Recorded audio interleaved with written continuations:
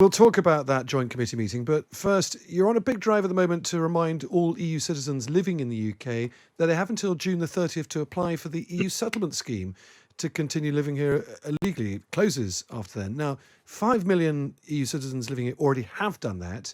How many do you think are out there who haven't? Well, thank you for the opportunity. Yeah, I think it's really important that we spread the word.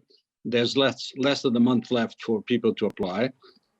All those that were living here by the 31st of December have the right to stay if they apply for settled status. If they don't, they risk losing their rights, and we don't want that to happen. The numbers we really don't know because nobody is forced to be registered. So up to now, 5 million is much more than the initial forecast of 3 million, but we don't know how many are out there, and we don't want to leave anyone behind. So if you are a citizen, don't forget to apply, also for your children. If you are not EU citizens, but you have friends or you are aware of people that may not be aware of the deadline, please remind them there's only 3.5 weeks left, and I call on all our EU citizens to exercise their rights. Well, many of them listen to this programme, so I'm sure they'd have heard that. Let's move on to the Joint Committee meeting this week and the Northern Ireland Protocol. May I ask you, how confident are you of a deal this week at this meeting between Lord Frost and Maros Sefcovic? Well, I'm hopeful at least that the meeting will contribute to create the conditions for progress in this negotiation. And I'm not sure that we'll conclude successfully on all points, but certainly from our side, I think you can count on our goodwill.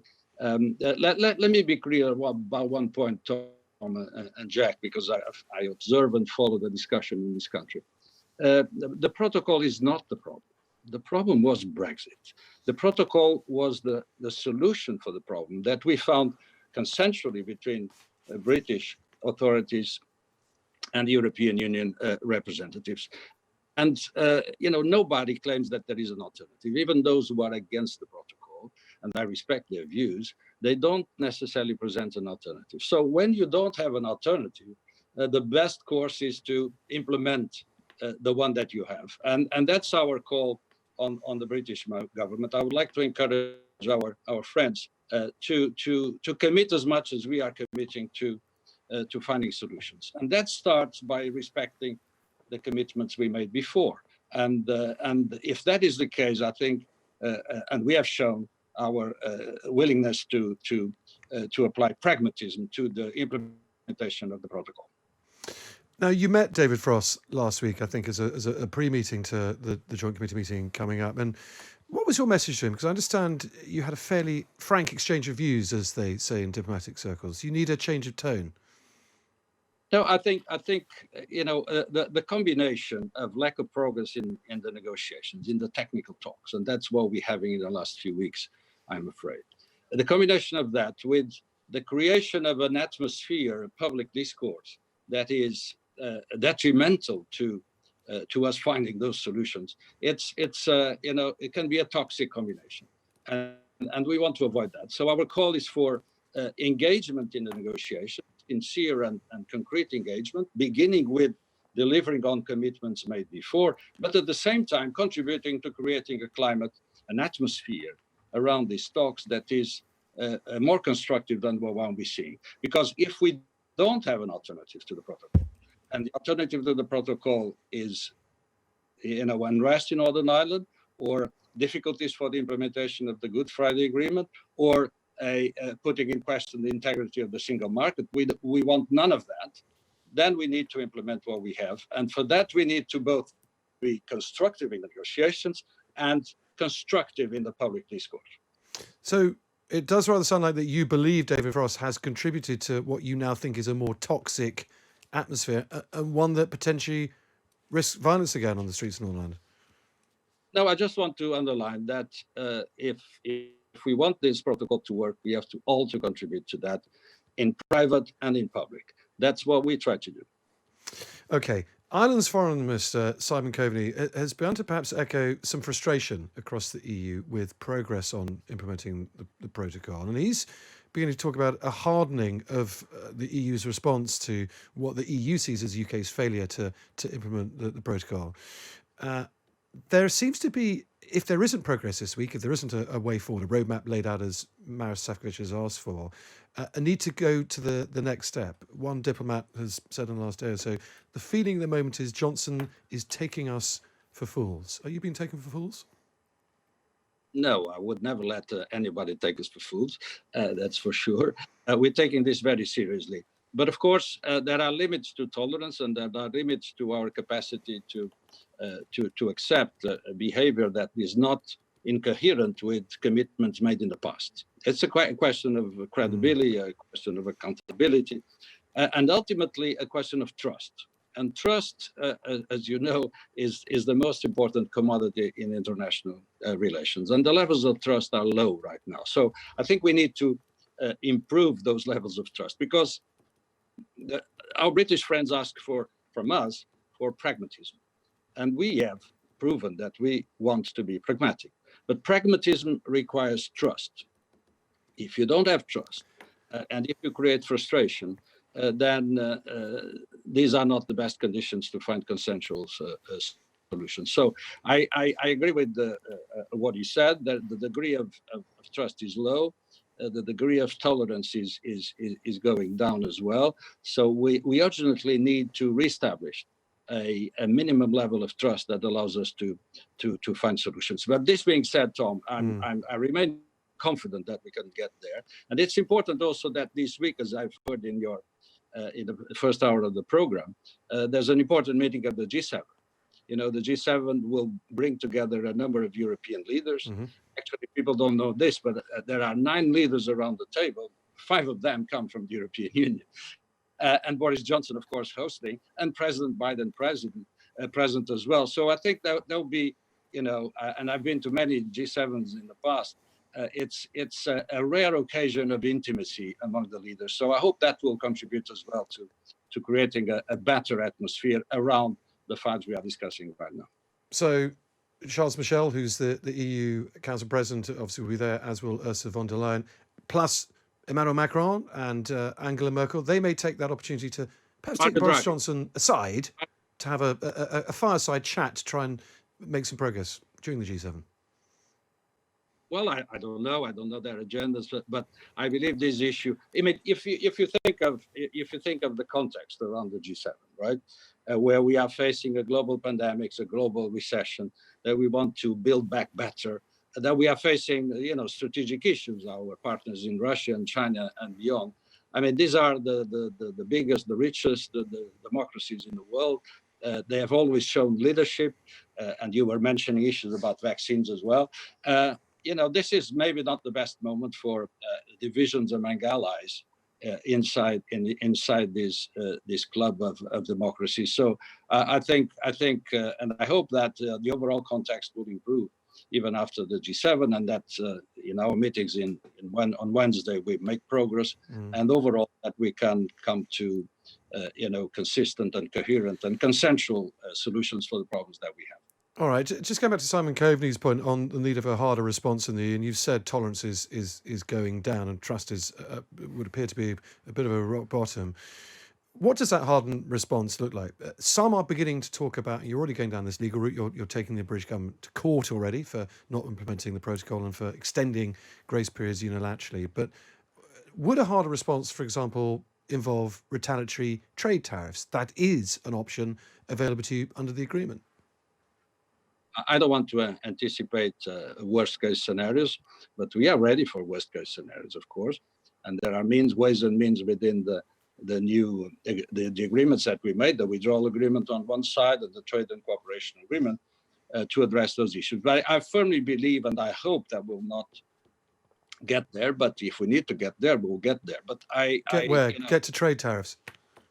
Get to use the measures that are available if our partners do not respect their previous commitments. Okay, you won't say trade tariffs, but I think we all know what you're talking about. Now, here's the thing. You say you've been flexible. You say you're bending over to try and find solutions. The British government isn't.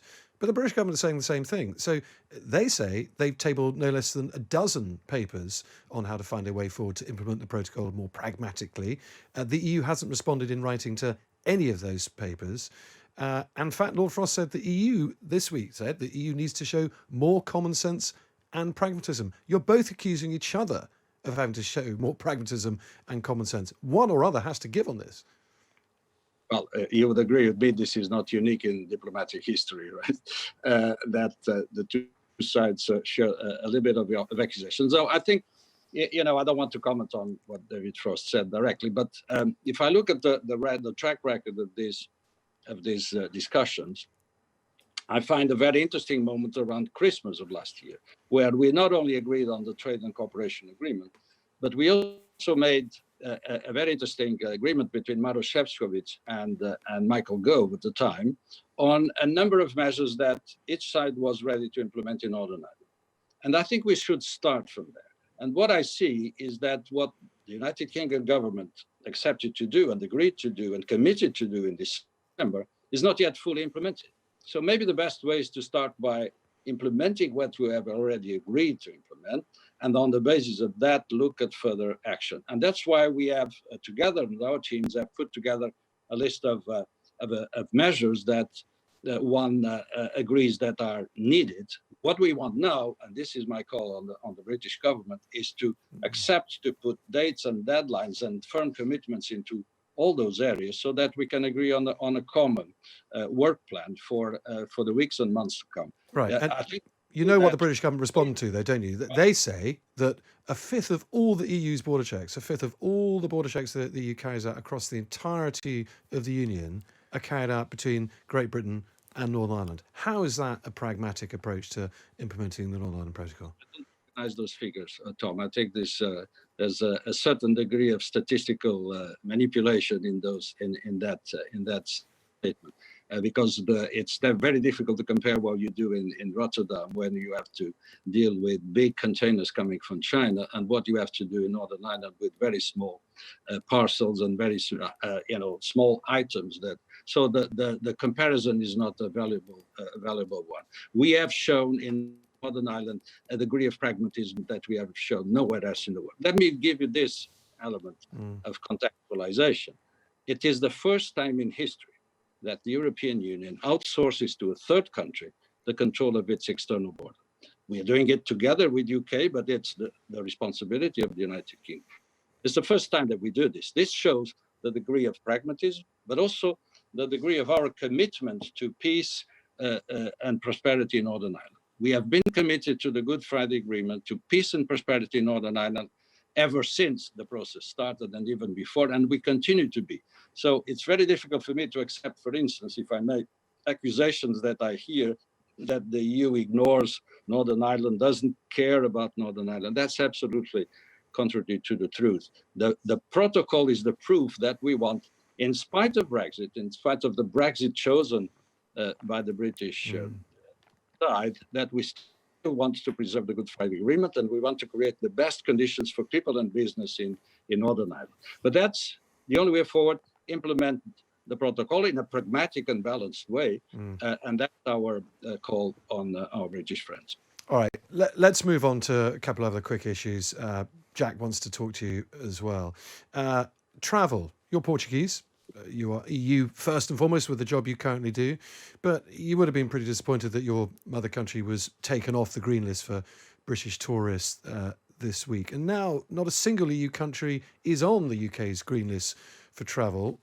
British tourists are pretty important to the EU economy throughout the summer. It does rather look like that's it now, though, doesn't it? No Brit is going to get a surefire beach holiday or walking holiday anywhere across the EU. And should we just accept that? Well, I regret that, of course, as much as I regret, transit the other way around. I think we should all aim at having a possibility to travel freely during our holidays. I have a Scottish and an English neighbor in our small summer house in the south of Portugal. I look forward to meeting them this summer. I think that's all that we want. Let me say that, regarding COVID, we need to be very humble. And I've always said this many times, even in this program, need to be humble. No one has the silver bullet here, and we need to progress as much as we can. On our side, on the EU side, we are doing a great deal of progress on the digital COVID certificate, which would allow people to travel freely, provided they are vaccinated or they have been cured of an infection. We hope to work with our British friends to make these systems compatible. And we have a number of other means through which the British citizens are allowed to come in. But of course, there's nothing we can do about the British regulation that prevents or conditions the travel of people. So I can only say that I hope that by July things would have improved substantially on our side, and that travel will be made easier. Good morning, Ambassador. This is Jack Blanchard speaking. EU leaders last month agreed they would donate at least 100 million coronavirus vaccines abroad by the end of this year. Would you encourage other neighbouring nations to follow suit, like, the UK, for example? Well, I have no advice to give to the UK, but on the EU side, and I heard your first part of your program, another broadcast this morning about vaccine. Our track record, I was looking at our data, our track record on the EU as far as exporting vaccines and donating vaccines is second to none. And it's not from today or from yesterday or from 2 weeks ago. We've been doing that since the beginning of the year. The figures show that we have exported as many vaccines as we have provided to our citizens. And this is a good illustration of how open we are. Other countries have restricted exports of vaccines. Some of the countries that are today advocating that, we've been doing that. Our market has been open, but we've also been the biggest providers of support to COVAX, also supporters of Gavi, so that the international mechanisms through which vaccines are made available to developing countries, and will continue to do so. I'm sure the issue will be discussed at the G7. I'm not going into details of it, but you will find the EU leaders on the right side of history there. But you're ambassador to the UK. You must have a view on the UK's own approach to this. Have you been disappointed by how the UK's done so far? Now, we have our discussions, as you may remember, about how open the UK has been to the export of vaccines, right? There was some discussion about these issues. I don't want to redo that discussion, and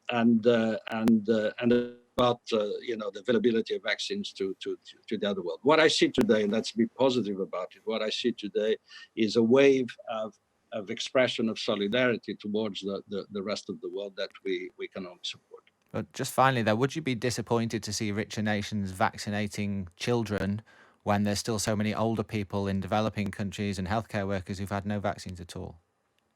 I think our focus is on increasing production.